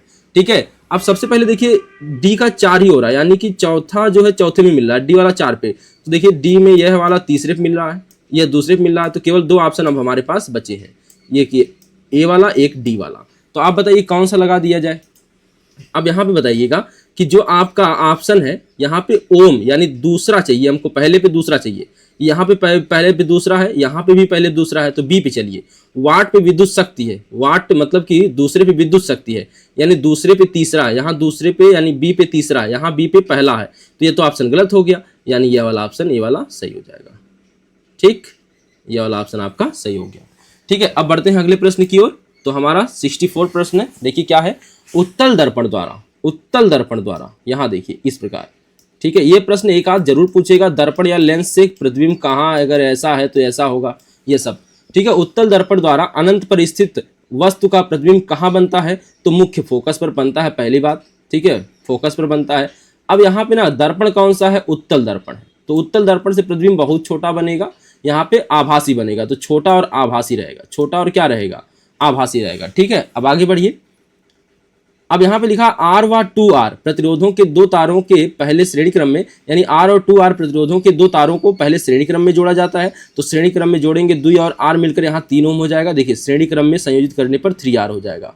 ठीक है, और मैंने पहले से ही निकाल के रखा है, देखिएगा। तथा बाद में श्रेणी क्रम में संयोजित किया जाता है, तो श्रेणी क्रम में संयोजित करने से तुल्य प्रतिरोध यह आएगा। तो यह है समांतर में करने से यह आएगा। ठीक है, और श्रेणी में करने से यह आएगा। ठीक है, आगे देखिए क्या कह रहा है, यदि दोनों दशाओं में कुल प्रतिरोध क्रमशः R1 व R2 हो, यानी दोनों दशाओं में एक में R1 हो और एक में क्या हो? R2 हो, तो एक हो गया। तो यहाँ पे यह पहला हो गया समांतर क्रम, दूसरा हो गया पहला हो गया श्रेणी क्रम, दूसरा हो गया समांतर क्रम। ठीक है, तो कह रहा दोनों का अनुपात बताइए तब R1 और R2 का। तो मैंने यहाँ पे देखिए लिखा है, तो R1 का मान 3R हो गया, यह R1 का मान है। ठीक है, यह किसका मान है? R1 का। श्रेणी क्रम में R1, समांतर क्रम में R2, तो मैंने R1 और R2 का मान रख दिया। तो R1 का मान 3R और R2 का मान 2R/3 हो गया, और R से कट गया तो 9/2 उत्तर आ गया इसका। तो ऑप्शन नंबर सी सही है। ठीक है, अगला प्रश्न नंबर 66, किस लेंस से वस्तु का प्रतिबिंब आभासी, सीधा और वस्तु से छोटा बनता है? लेंस है, क्या है? लेंस। तो आपको पता है कि आभासी हर स्थिति में प्रतिबिंब प्राप्त होगा अगर वह अवतल है तो। और एक चीज और, सीधा भी बनता है, जो आभासी होगा वह कैसा होता है? सीधा होता है। वस्तु से छोटा किससे बनता है? अगर बड़ा कह देता तो हम अवतल के पास जाते, किसके पास जाते? उत्तल के पास जाते हैं, क्योंकि उत्तल की जो 6वीं स्थिति होती है उत्तल लेंस की, उसमें प्रतिबिंब बड़ा बनता है। ठीक है, आभासी सीधा होता है लेकिन बड़ा होता है, इसमें देखिए छोटा कह रहा। तो इसमें जो होता है अवतल लेंस होता है, इसमें हमेशा प्रतिबिंब छोटा बनता है, प्रतिबिंब हमेशा वस्तु से छोटा बनता है। ठीक है, तो आपका यह अवतल लेंस, तो यह आपका ऑप्शन नंबर कौन सा हो जाएगा? ए वाला। अगला प्रश्न, फ्यूज तार को निम्नलिखित घरेलू विद्युत वितरण के किस तार के श्रेणी क्रम में जोड़ा जाता है? तो फ्यूज तार को किस तार के साथ जोड़ा जाता है? जीवित तार के साथ। ठीक है, लाइव, ठीक है, मेंस बोलते हैं इसे, मेंस तार। ठीक है, मेन तार। आगे देखिएगा, अब क्वेश्चन आपके पास 68, यदि शक्ति, कार्य, समय के मात्रक x1, x2, x3 से प्रदर्शित किए जाए तो निम्नलिखित में से कौन सा संबंध सत्य होगा? निम्नलिखित में कौन सा संबंध क्या होगा? सत्य होगा। तो आइए इसके बारे में देखिएगा। अब यहाँ पे देखिए, तो यहाँ पे आपको लगाना है, पहले ये बताइए शक्ति, कार्य और समय के संबंध के लिए जो बात आती है वो आती है P = W/T, P = W/T। ठीक है, शक्ति बराबर होता है यहाँ पे कार्य बटे समय। तो यहाँ शक्ति का मात्रक क्या कहा है? तो क्रम से लगाया ना, पहले शक्ति है तो शक्ति का मात्रक x1, तो यहाँ पे x1 हम रख लिया। फिर W का मात्रक, कार्य का मात्रक x2 है, तो हमने x2 यहाँ रख लिया। अब फिर x3 हो जाएगा, यहाँ पे T का मात्रक क्या है? x3, तो हमने x3 रख लिया। तो यहाँ पे देखिए इसका मल्टीप्लाई हो जाएगा x1 और x3 का, तो x1 और x3 बराबर किसके आ जाएगा? x2 के। तो यहाँ देखिएगा, यहाँ पे तो पहला ऑप्शन गलत हो गया, क्योंकि x1 x2 आ रहा है, हमें x1 x3 चाहिए, तो x1 और x3 यहाँ है और x2 भी साथ में आ रहा है, तो यानी बी वाला ऑप्शन सही हो गया। ठीक है, 69 देखिएगा, एक चालक में 10 एम्पियर की धारा प्रवाहित होती है, इसके संगत 2 सेकंड में कितने 2 सेकंड में प्रवाहित होने वाले आवेश की मात्रा? तो आवेश की मात्रा का पता लगाने के लिए हमारे पास सूत्र है Q = IT। तो Q का मान हमें ज्ञात करना है, I का मान कितना है? I का मान होता है, I का मान दिया है 10 और T का मान कितना दिया है? 2 सेकेंड। तो 10 दूनी 20 सेकेंड, 20 कूलाम हो जाएगा। 20 क्या हो जाएगा? कूलाम हो जाएगा। तो कहाँ पर ऑप्शन है? ऑप्शन नंबर सी सही है। ठीक है, तो आगे बढ़ते हैं अगले प्रश्न की ओर। तो 70 देखिएगा, मानव नेत्र के जिस भाग पर किसी वस्तु का प्रतिबिंब बनता है, तो आपको यह पहले भी प्रश्न मिल चुका है। तो कहाँ पर बनता है? दृष्टि पटल पर। इसे ही रेटिना कहा जाता है। क्या कहा जाता है? रेटिना कहा जाता है। कैटरीना नहीं कहा जाता है। क्या कहा जाता है? रेटिना कहा जाता है। ठीक है, अगला प्रश्न, किसी भी लेंस की क्षमता की इकाई होती है। लेंस की क्षमता की इकाई क्या होती है, अब बताइए। तो यहाँ पे बताइए P बराबर क्या होता है? 1/f। 1/f। यह अगर मीटर में है, अगर मतलब कि यह फोकस दूरी मीटर में भी हो सकती है, सेंटीमीटर में भी हो सकती है। यहाँ पर हमारे ऑप्शन में देखिए मुख्यतः तो मीटर दिया है, तो यहाँ पर मीटर गलत है। यहाँ पर 1/, लिखा ना, तो 1/, का मतलब हो गया प्रति मीटर। प्रति मीटर, फोकस दूरी अगर मीटर में है तो यहाँ प्रति मीटर हो जाएगा ना, तो प्रति मीटर ऑप्शन नंबर बी सही है। तो यह हो गया। ठीक है, अगला प्रश्न 72, किसी विद्युत चालक का प्रतिरोध निम्नलिखित में से किन बातों पर निर्भर नहीं करता? किस बात पर निर्भर नहीं करता है? चालक की लंबाई पर करता है। ठीक है, चालक के पदार्थ का घनत्व पर करता है, चालक के अनुप्रस्थ काट के क्षेत्रफल पर करता है, चालक के आकार पर नहीं करता है। चालक के आकार पर नहीं करता है, इसलिए ऑप्शन नंबर डी सही होगा। इसलिए ऑप्शन नंबर डी सही होगा। ठीक है, इन तीनों पर निर्भर करता है लेकिन डी पर निर्भर नहीं करता है। तो ऑप्शन नंबर कौन सही होगा? डी। ठीक है, आगे देखिएगा, कब 4 विद्युत चालकों का संयोजन बनाने पर उनका परिणामी प्रतिरोध न्यूनतम होगा? तो बताइए न्यूनतम कब होगा? तो श्रेणी क्रम में जोड़ेंगे तो बढ़ता है, अगर चारों को समांतर क्रम में जोड़ देंगे ना तो घट जाएगा, एकदम सबसे कम होगा। तो आपको सीधे से जानना है, कम करने के लिए समांतर में जोड़ना है और अधिक करने के लिए श्रेणी में जोड़ना है। ठीक है, अब इसमें से यह नहीं कर सकते कि अगर न्यूनतम चाहिए ना तो हमेशा सभी लोग श्रेणी में समांतर में जुड़ेंगे, और अधिकतम चाहिए तो सभी लोग श्रेणी में जुड़ेंगे। तो यहाँ पर हमें बात करनी है एकदम न्यूनतम की, तो न्यूनतम की बात करनी है तो सभी लोगों को समांतर क्रम में यानी पार्श्व क्रम में जोड़ना होगा। ठीक है, आगे देखिए, प्रकाश के परावर्तन के नियम सदैव सत्य होते हैं, अवतल दर्पण के लिए, उत्तल दर्पण के लिए, समतल दर्पण के लिए, सभी के लिए। तो आपको याद रखना है सभी के लिए। ठीक है, किसी वस्तु का आवर्धित माने बड़ा, आवर्धित माने बड़ा, काल्पनिक माने आभासी हो गया, प्रतिबिंब बन सकता है। किससे बन सकता है बताइए? तो उत्तल लेंस द्वारा। तो आपको पता है उत्तल लेंस की 6वीं स्थिति में बड़ा आभासी प्रतिबिंब प्राप्त होता है, बिल्कुल प्राप्त हो जाएगा। तो उत्तल लेंस भी सही है। ठीक है, उत्तल दर्पण द्वारा। अब देखिएगा, अब यहां पे उत्तल दर्पण आ रहा है, 1 मिनट, उत्तल दर्पण तो इस तरह से नहीं बनेगा, 1 मिनट रुक जाइएगा आप लोग, मैं बनाता हूं फिर से। तो उत्तल दर्पण यह हो गया। ठीक है, इसमें तो छोटा ही प्राप्त होता है, इसमें आवर्धित प्रतिबिंब नहीं प्राप्त होगा। क्या प्राप्त होगा? छोटा प्राप्त होगा। और इसके बाद है अवतल दर्पण द्वारा प्रतिबिंब, अवतल दर्पण द्वारा, यहाँ बात कर रहा है अवतल दर्पण की। तो यहाँ पे देखिएगा, तो अवतल क्या है? अवतल कैसा होगा? अवतल, तो अवतल दर्पण होगा हमारा इस प्रकार से। अब देखिए, यह मान लेते हैं कलई। अब यहाँ पे देखना है हमें, अगर यहाँ पर 6वीं स्थिति को हम देखेंगे ना तो प्रतिबिंब आवर्धित तो प्राप्त होगा, यहाँ पर प्राप्त होगा, बड़ा प्राप्त होगा। यहाँ मैं कट बना देता हूँ, इसका मतलब आभासी प्रतिबिंब है। ठीक है, तो ये आभासी प्रतिबिंब बना है, आवर्धित है, बड़ा भी है, काल्पनिक है, और प्रतिबिंब तो है ही फिलहाल। तो यह भी सही है और यह भी सही है कि उत्तल दर्पण से भी यहाँ पे लास्ट स्थिति में जो होता है यह भी प्राप्त होता है, बड़ा आवर्धित प्रतिबिंब काल्पनिक होता है। ठीक है, तो ए और सी दोनों सही है, ए और सी दोनों सही है। ठीक है, यानी ए भी सही है और सी भी सही है, तो ऑप्शन नंबर डी सही हो जाएगा, ए और सी दोनों। ठीक है, अगला प्रश्न, अत्यधिक उच्च प्रतिरोध वाला पदार्थ कहलाता है। अब देखिए, जिसमें प्रतिरोध की मात्रा सबसे अधिक होगी उसमें धारा प्रवाहित करने में बहुत दिक्कत होगी और वह विद्युत का विरोध करेगा, तो वह विद्युत रोधी हो जाएगा, यानी कि ऑप्शन नंबर डी। ठीक है, विद्युत रोधी। विद्युत शक्ति की इकाई है, विद्युत शक्ति का मात्रक क्या है? तो आपको पता है वाट है। ठीक है, वोल्ट किसका है? विभवांतर का है। जूल किसका है? कार्य का है। और कूलाम किसका है? आवेश का है। ठीक है, तो यहाँ वाट ऑप्शन का आपका ऑप्शन सही हो जाएगा। अगला प्रश्न, किसी विद्युत केतली में प्रवाहित धारा 3 गुनी कर दी जाए तो केतली में उत्पन्न उष्मा की मात्रा हो जाएगी। तो उष्मा की मात्रा कितनी हो जाएगी? तो आप उष्मा के यानी जूल के तापन सिद्धांत से जानते हैं, H प्रोपोर्शनल टू क्या होता है? I²। H proportional to I²। अब देखिए, जितना हम इधर बढ़ाएंगे उसका स्क्वायर के हिसाब से इधर उष्मा में बढ़ेगा। I जितना बढ़ाएंगे उसका स्क्वायर होकर क्या बढ़ जाएगा? उष्मा। तो यहाँ पे अगर 3 गुना कर दिया जाए तो 3 का वर्ग कर दीजिए, मतलब पहले अगर मान लेते हैं यक्स, पहले कितना है? यक्स, अब कितना हो गई? 3 यक्स। तो 3 यक्स का वर्ग करेंगे कितना हो जाएगा? तो 3 त्रिका 9 और यहाँ यक्स से स्क्वायर यानी पहले का कितना हो गया? 9 गुना, कितना हो जाएगा? 9 गुना हो जाएगा। इसको हल करके भी देख सकते हैं आप लोग। चलिए देख लेते हैं इसको कैसे।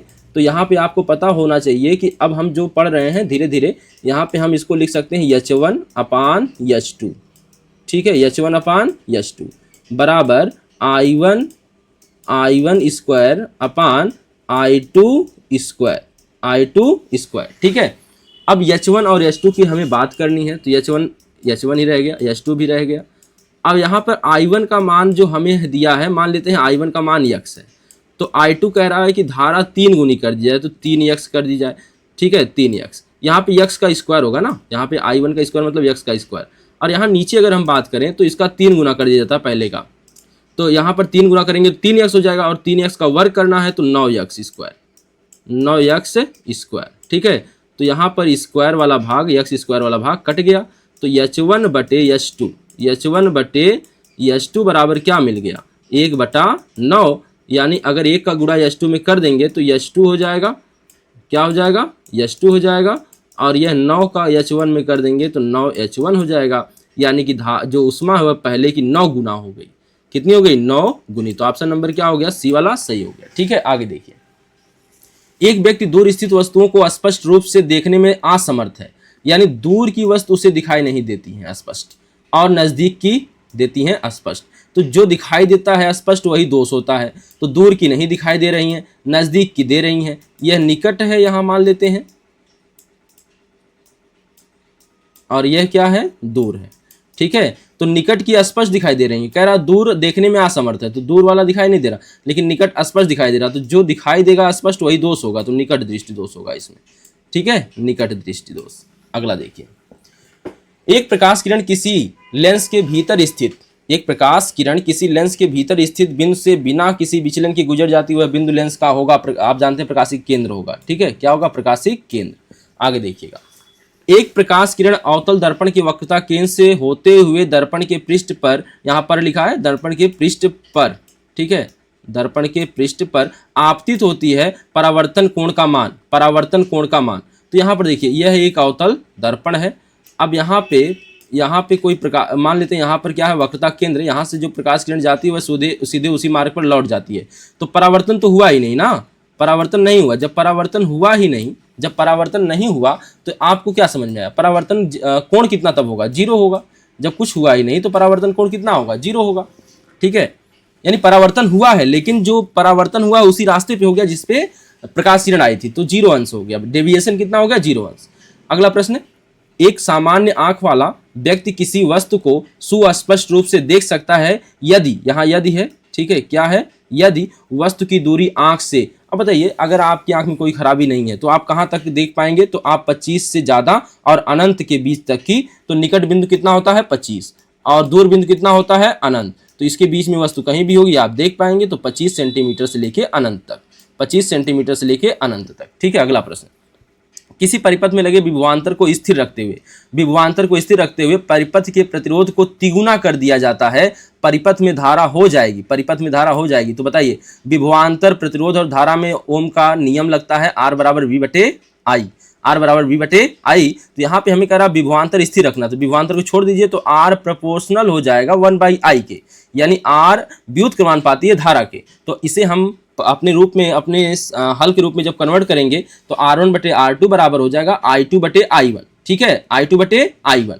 तो I2 को क्या कर दिया जा रहा है, परिपथ में देखिए प्रतिरोध को तिगुना, तो प्रतिरोध को तिगुना किया जाता है। अगर हम पहले प्रतिरोध को मान लें x, प्रतिरोध को कितना मान लें, x मान लें, अब इसका क्या हो गया, तो तिगुना हो गया। तो पहला प्रतिरोध x है, अब वाला प्रतिरोध जो दूसरा होगा 3x हो जाएगा, 3 गुना हो गया, ठीक है। तो I2/I1 के हो जाएगा, तो x से कट जाएगा, 1/3 बचेगा, और 1/3 किसका यहाँ पे लिख सकते हैं, बराबर I1/I2 आएगा। लेकिन यहाँ पे हमने देखिए डायरेक्ट लिख दिया है, तो I1 का यहाँ मल्टीप्लाई कर लेंगे, तो I1/3 बराबर I2।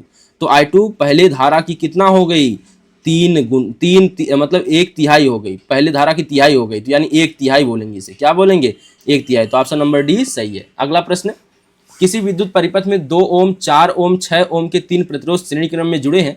परिपथ में 2 एम्पियर की धारा है, 2 एम्पियर की धारा प्रवाहित हो रही है। प्रत्येक प्रतिरोध के सिरों के बीच विभवांतर क्रम से होंगे। अच्छा, अब देखिएगा, यहाँ श्रेणी क्रम है, श्रेणी क्रम में विभवांतर क्या होता है, श्रेणी क्रम में विभवांतर अलग अलग होता है, हर प्रतिरोध का विभवांतर अलग होगा। ठीक है। तो यहाँ पे आप केवल धारा में और कैसे ज्ञात करते हैं, V बराबर IR होता है। V बराबर क्या होता है, IR।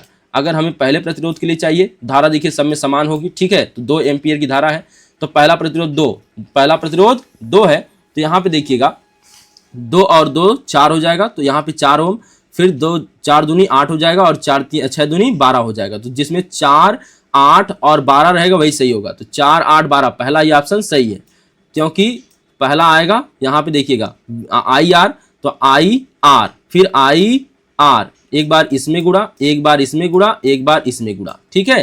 तो ऐसे कर लेंगे, तो यह हो जाएगा 4 8 12। अगला प्रश्न, एक अवतल लेंस प्रयोग में आता है। एक अवतल लेंस का प्रयोग क्यों होता है, कहाँ पर होता है, ठीक है।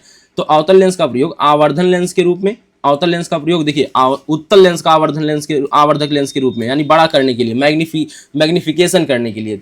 तो बड़ा करने के लिए हम किस लेंस का प्रयोग करते हैं, आवर्धन लेंस का प्रयोग करते हैं। किस लेंस का प्रयोग करते हैं, आवर्धन लेंस का प्रयोग कब करते हैं, जब वस्तुओं को बड़ा देखना हो, उत्तल लेंस का प्रयोग करते हैं। कार के पीछे की और वस्तुओं को देखने के लिए, जो कार के पीछे की वस्तुएं होती हैं उनको देखने के लिए उत्तल दर्पण का प्रयोग किया जाता है। किस दर्पण का, उत्तल दर्पण का। निकट दृष्टि दोष दूर करने के लिए चश्मों में किसका प्रयोग करते हैं, अवतल का, ठीक है। तो और दूर दृष्टि दोष को दूर करने के लिए उत्तल लेंस का प्रयोग करते हैं और निकट को दूर करने के लिए अवतल का प्रयोग करते हैं, ठीक है। तो यह हो गया ऑप्शन नंबर सी सही, ठीक है। अगला देखिए, अब यहाँ पे है अगला प्रश्न, आंख में प्रवेश करने वाले प्रकाश की मात्रा को नियंत्रित करता है, ठीक है। फोकस दूरी को कौन, सिलेरी मांसपेशियां करती हैं नियंत्रित, लेकिन आंख में जो प्रकाश की मात्रा है उसे कौन नियंत्रित करता है, पुतली। कौन करता है, पुतली, ठीक है। अगला प्रश्न, किसी विद्युत धारावाही सीधी लंबी परिनालिका के भीतर चुंबकीय क्षेत्र समान होता है। यह याद कर लीजिएगा, सभी बिंदुओं पर क्या होता है, समान होता है। अगला प्रश्न, मानव नेत्र का वह भाग जिस पर किसी वस्तु का प्रतिबिंब बनता है। यह प्रश्न कई बार रिपीट हो रहा है, देखिए दृष्टिपटल पर, ठीक है, रेटिना पर। अगला प्रश्न देखिए, श्वेत प्रकाश का कौन सा रंग कांच के प्रिज्म से गुजरने पर अधिकतम विचलित होता है। तो अधिकतम विचलन किसका होता है, तो बैगनी का होता है, और सबसे कम किसका होता है, लाल। तो लाल का सबसे कम होता है, ठीक है, और सबसे अधिक किसका होता है, बैगनी का। अगला प्रश्न, यहाँ पे कह रहा है कि कौन सा किरण आरेख सही है। अब देखिए कौन सा किरण आरेख सही है, तो आपका ए वाला बताइए। यहाँ पे यह देखिए है तो लेंस, और लेंस से परावर्तन नहीं होता है, अपवर्तन होता है, यह परावर्तित कर दिया, तो पहला गलत हो गया। दूसरा देखिए यह तो हुआ है, ठीक है, यह परावर्तन तो हुआ, अपवर्तन तो हुआ है, लेकिन यहाँ पे देखिए जो प्रकाश किरण यहाँ से समांतर जाती है वह ऐसे होके जाती है कि मानो यहाँ से जा रही हो, तो यह वाला भी गलत हो गया, ठीक है। यह वाला सही है, तो ऑप्शन नंबर सी सही है, ऑप्शन नंबर सी सही है। यह वाला समांतर तो हो ही नहीं सकता, ठीक है। तो ऑप्शन नंबर कौन सा सही है, केवल सी वाला, ठीक है। अगला प्रश्न, एक विद्युत चुंबक का क्रोड बनाने के लिए सबसे अधिक उपयुक्त पदार्थ है। तो विद्युत चुंबक का क्रोड बनाने के लिए यह याद रख लीजिएगा, नर्म लोहा यानी मुलायम लोहा का प्रयोग किया जाता है, ठीक है। अगला प्रश्न, वक्रता त्रिज्या का मात्रक। वक्रता त्रिज्या देखिए, वक्रता त्रिज्या मीटर, सेंटीमीटर, मिलीमीटर सब में माप सकते हैं, तो ये सभी ऑप्शन सही हो जाएगा, ठीक है। अगला प्रश्न, एक पारदर्शी माध्यम से दूसरे पारदर्शी माध्यम में, तो एक पारदर्शी माध्यम से दूसरे पारदर्शी माध्यम में एक प्रकाश किरण के लिए, यहाँ पे देखिए मैं पहले माध्यम बना देता हूँ, यह अभिलंब बना दिया, ठीक है। माध्यम में प्रवेश करने पर एक प्रकाश किरण के लिए अपवर्तन कोण का मान आपतन कोण की तुलना में अधिक हो जाता है, ठीक है। यानी कि यह कोण ज़्यादा है और यह कोण कम है, यह वाला कोण कम है और यह कोण ज़्यादा है। तो अपवर्तन कोण का मान अधिक है और आपतन कोण का मान कम है यदि प्रकाश की किरण, अब कैसे यह होगा, तो अभिलंब से दूर हट रही है, यानी कि यहाँ विरल माध्यम होगा। यहाँ पर कैसा माध्यम होगा, विरल माध्यम होगा, और ऊपर कैसा होगा, सघन होगा। तो प्रकाश किरण कहाँ से, तो सघन माध्यम से विरल माध्यम में जा रही है, तो पहला ऑप्शन सही हो जाएगा, बाकी ऑप्शन देखने की जरूरत ही नहीं है, ठीक है। अगला प्रश्न आते हैं, वैद्युत धारा का मापन किया जाता है। तो बताइए वैद्युत धारा को किससे नापते हैं, अमीटर से नापते हैं। किससे, अमीटर से। वोल्ट मीटर से क्या नापते हैं, विभवांतर नापते हैं। वोल्ट मीटर से विभवांतर नापते हैं, ठीक है। तो वोल्ट मीटर से विभवांतर नापते हैं, तो हमारा यहाँ पर अमीटर सही हो जाएगा। विद्युत ऊर्जा का मात्रक है, विद्युत ऊर्जा का मात्रक है, तो विद्युत ऊर्जा का मात्रक देखिए, वोल्ट होता है विभवांतर का, वाट होता है शक्ति का, किलोवाट किसका होता है, शक्ति का, ठीक है। अब यहाँ पे देखिए किलोवाट घंटा यही ऊर्जा का व्यवहारिक मात्रक है। ऊर्जा का कौन सा मात्रक है, व्यवहारिक मात्रक है, ठीक है। इसे यूनिट भी कहा जाता है, ठीक है। और यह कितने जूल के बराबर होता है, तो 3.6 गुणे 10 की घात 6 जूल के बराबर होता है, ठीक है। अगला प्रश्न, विद्युत धारा का मापन किया जाता है। तो विद्युत धारा का अभी आप पीछे हो चुका है क्वेश्चन, अमीटर से। किसके द्वारा किया जाता है, अमीटर से। निम्न में दिए गए माध्यमों में प्रकाश की चाल न्यूनतम होती है। देखिए किसमें प्रकाश की चाल न्यूनतम होती है, तो यह बताइए हीरा में, जल में, कांच में, केरोसिन में। जिसका घनत्व अधिक होगा उसमें क्या होगी, प्रकाश की चाल कम होगी। तो हीरा का घनत्व सबसे ज्यादा होता है, इसलिए इसमें प्रकाश की चाल सबसे कम होती है। आगे देखिए, 5 ओम प्रतिरोध तार को 5 बराबर टुकड़ों में काटने पर, यानी 5 ओम का एक प्रतिरोध है, तार है, और इसको 5 टुकड़ों में काटेंगे तो बटे 5, 5 भाग, तो 5 भाग का मतलब बटे 5 कर दीजिए, तो कितना ओम आ जाएगा, 1 ओम। कितना ओम आ जाएगा, 1 ओम आ जाएगा। ठीक है, तो एक एक प्रतिरोध क्या ओम का होगा, 1 ओम का, तो प्रत्येक प्रतिरोध 1 ओम का होगा। अगला प्रश्न, वायु के सापेक्ष माध्यम का अपवर्तनांक अधिकतम होता है। वायु के सापेक्ष किस माध्यम का जो अपवर्तनांक होगा अधिकतम होगा, तो आप खुद बताइए, जिसका घनत्व तो सबसे ज्यादा होगा उसका अपवर्तनांक सबसे ज्यादा होगा, उसके लिए अपवर्तनांक सबसे ज्यादा होगा। तो हीरा के लिए, किसके लिए, हीरा के लिए। ठीक है, हीरे में तो वायु के सापेक्ष जो है माध्यम का अपवर्तनांक अधिकतम होता है हीरे में। ठीक है, अगला प्रश्न, निकट दृष्टि दोष के निवारण के लिए चश्मे में प्रयुक्त किया जाता है। तो निकट दृष्टि दोष पीछे आ चुका है, उल्टा किया था, तो अवतल लेंस, अवतल दर्पण नहीं, दर्पण तो पहले ही गलत हो जाएगा, तो लेंस वाला चाहिए। तो उत्तल नहीं, उत्तल लेंस नहीं, अवतल लेंस। तो 3 अक्षर से बना है तो 4 अक्षर वाला लेंस चाहिए। ठीक है, अगर 2 अक्षर का दोष होता तो 3 अक्षर वाला लेंस चाहिए। अगला प्रश्न, चुंबकीय बल रेखाएं, चुंबकीय बल रेखाएं सदैव समांतर होती हैं, एक बिंदु पर मिलती हैं, एक दूसरे को कभी नहीं काटती हैं। तो आपको यह ऑप्शन टिक करना है, एक दूसरे को कभी नहीं काटती हैं। ठीक है, तो यह रहा हमारा 101 प्रश्नों की श्रृंखला। तो इसे जरूर देखिएगा और अपने मित्रों तक शेयर करिएगा, और चैनल पर अगर नए हैं तो चैनल को जरूर सब्सक्राइब करिएगा। मिलते हैं फिर अगले वीडियो में एक नए टॉपिक के साथ। धन्यवाद।